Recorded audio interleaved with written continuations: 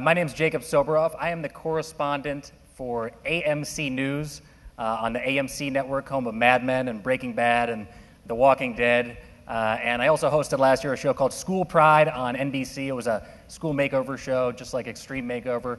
And I actually believe that there are more people in the audience today than have seen both AMC News and School Pride, so this is pretty fabulous. I'm really excited to be here today. I want to tell you guys about my extraordinary journey with the question why, and how it's taught me that this question can make a profound effect in society and really make a difference. This is going to be my personal story with the question why, but at the end of the talk, I want you to leave knowing that you can have your own personal story with the question why. So, why? When we're kids, we ask why all the time. Why is the sky blue? Why do dogs bark? Why? If you're a parent, it probably drives you nuts. Your kids probably ask you all the time, or when we were kids, it probably drove our parents nuts. And this is something that we ask day in and day out on a daily basis. But as we get older, we start to take multiple choice tests and use things like search engines that are putting a damper on our innate ability to inquire, to ask the question, why? I learned about the power of the question why working for a group that wants to increase America's dismally low voter participation. It's pretty horrible. America, the world's most famous democracy, ranks near the bottom of all countries in the entire world in voter turnout, 138th of 172 countries. That's 47.7%. If America was taking a class in school called democracy, we would get an F.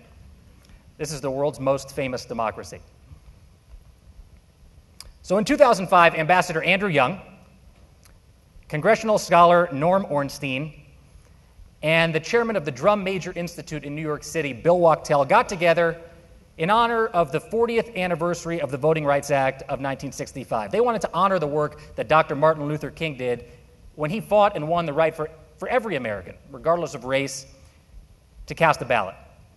But these guys were sitting around, and these are smart guys, and they're saying, you know what, voter turnout sucks. I don't know if they said it that way, but this voter turnout sucks.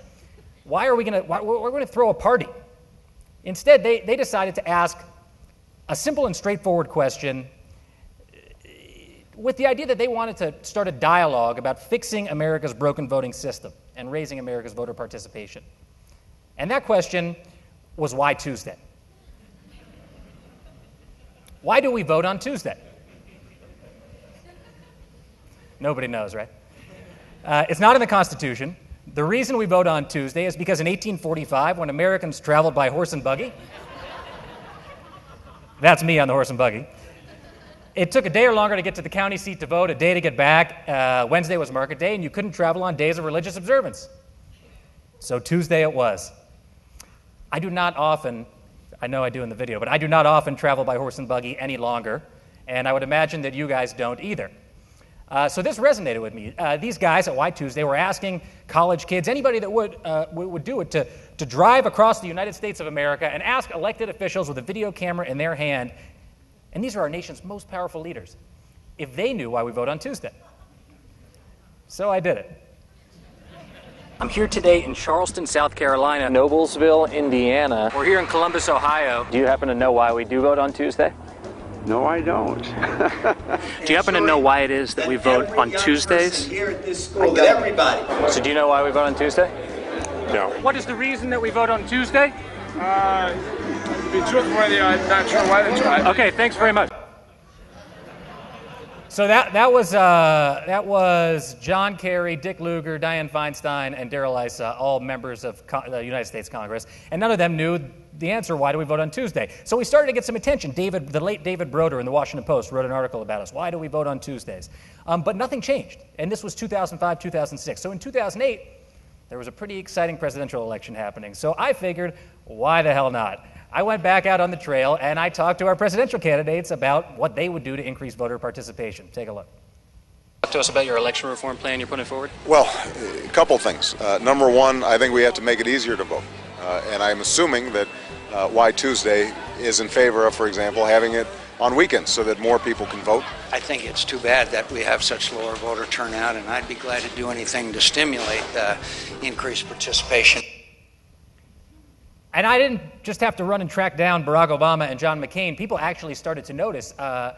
We started, strangely, to get video submissions from other candidates.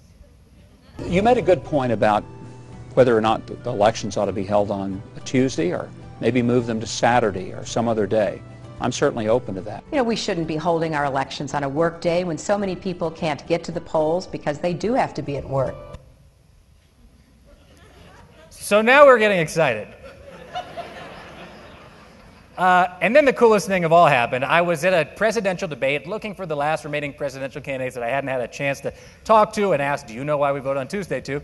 And I got a great piece of advice, probably the best piece of advice I've ever gotten, from the governor of the great state of California. Governor, what can we do to keep the voter participation high like it has been around the country here in California? Just make it exciting, make it spicy, do unusual things.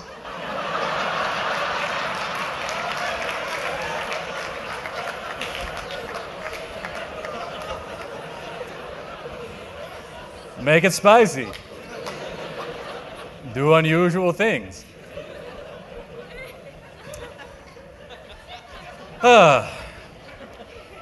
Ironically, that was actually the best piece of advice that we ever got, because there is no issue that is more unsexy or more wonky than voter participation. So that's exactly what we tried to do at Why Tuesday, and because of basically carrying out the advice that Governor Schwarzenegger gave us, we started to make great progress. San Francisco passed a law just recently that said the residents of San Francisco want to have their elections on a Saturday. And today in Congress, they're considering, and I want to show you a clip from the floor of the United States House of Representatives. Mr. Chairman, why Tuesday? Why do we have federal elections on Tuesday? My guess is that most members of this House of Representatives don't know the answer to that question, and the answer is there is no good answer for our voting on Tuesday. There is good reason to change voting from Tuesday to weekend. That man is Steve Israel. He's a congressman from Long Island, New York, and he has introduced, because of the question why Tuesday, the Weekend Voting Act. It'll move Election Day from the Tuesday after the first Monday in November, where it's been for over 160 years, to Saturday and Sunday. The law hasn't been passed yet, but there's a lot of talk about it. There's still a long, long way to go. On Monday in Washington, D.C., we relaunched Why Tuesday, and you better believe we're going to be going after the 2012 presidential candidates.